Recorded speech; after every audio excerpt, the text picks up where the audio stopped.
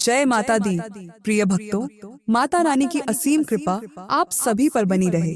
आज मैं आपको नवरात्रि व्रत का पूरा विधान बताने जा रही हूँ। सबसे पहले तैयारी की बात करें तो व्रत शुरू करने से पहले आपको अपना टूथब्रश नया खरीद लेना चाहिए। पुराने ब्रश से दातून करना ठीक नहीं माना जाता। अगर पुराने नियमों की बात करें तो नियम या बबूल की दातून सबसे बेहतर है, लेकिन अगर यह न मिले तो हर्बल दंत मंजन का इस्तेमाल कर सकते हैं। याद रखिए, टूथपेस्ट से ज्यादा अच्छा आयुर्वेदिक पाउडर होता है, क्योंकि उसमें शुद्धता ज्यादा रहती है। अगला कदम है अपने सोने की व्यवस्था। अगर आप शादीशुदा हैं तो अलग बिस्तर पर सोए। नवरात्रि में ब्रह्मचर्य का पालन बहुत जरूरी है।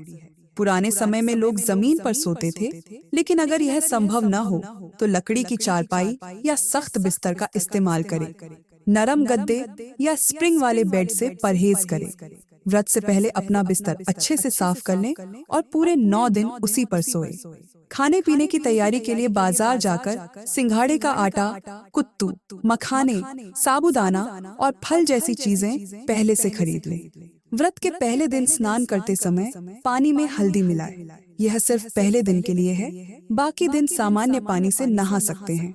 अब बात करते हैं व्रत के मुख्य नियमों की।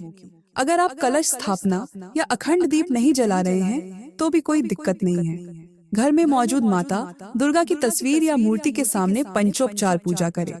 पंचोपचार यानी चंदन, फूल, अक्षत, धूप, दीप और नैवेद्य। इसके लिए आपको सिर्फ 5 चीजें चाहिए: चंदन का टीका, ताजे फूल, चावल, धूप बत्ती और एक दिया।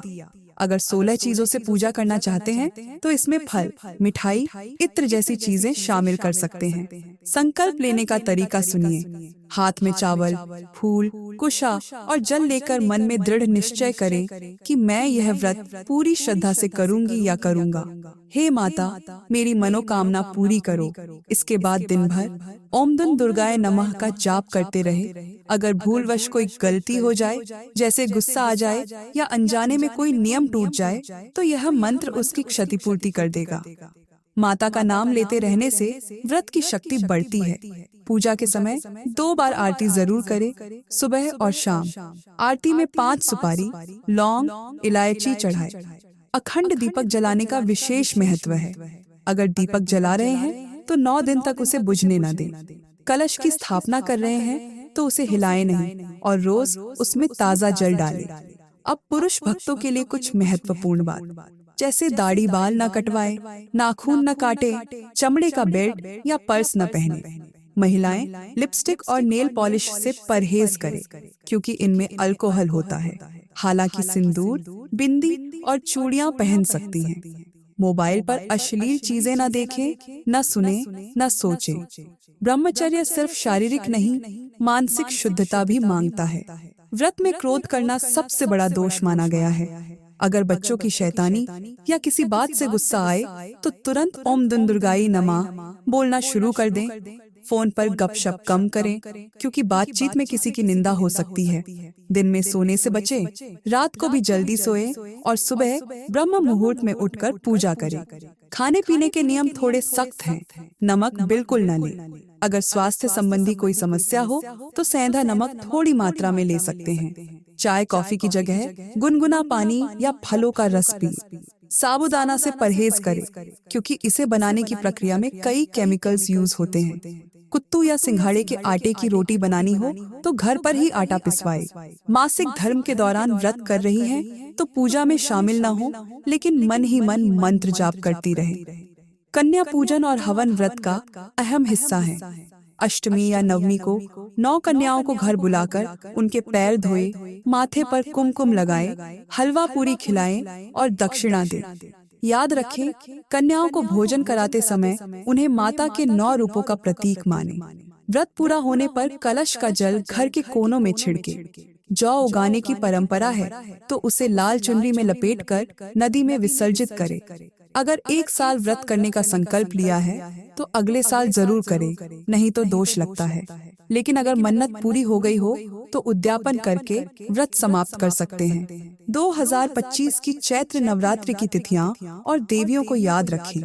30 मार्च माँ शैलपुत्री, इस दिन पीले वस्त्र पहने। 31 मार्च ब्रह्मचारिणी और चंद्रघंटा, इस दिन हरे या नारंगी रंग के वस्त्र पहने। 1 अप्रैल कुष्मांडा, इस दिन स्लेटी रंग के वस्त्र पहने। 2 अप्रैल स्कंद माता, इस दिन सफेद रंग के वस्त्र पहने। 3 अप्रैल कात्यायनी, इस दिन लाल रंग के वस्त्र पहने। 4 अप्रैल काल रात्रि, इस दिन नीले रंग के वस्त्र पहने।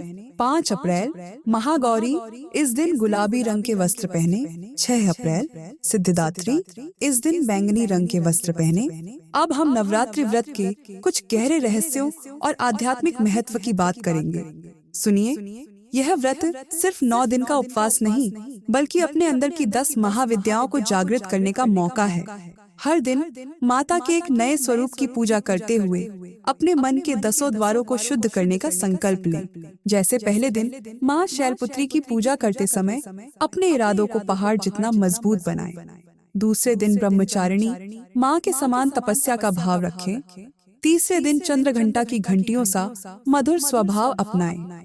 यही नहीं, जब माँ कुष्मांडा की आराधना करें तो अपने अंदर की सृजन शक्ति को पहचानें। स्कंद माता के दिन बाल स्वरूप भोलेपन को याद करें और कात्यायनी माँ की तरह निडर होकर संकटों का सामना करने का साहस जुटाएं।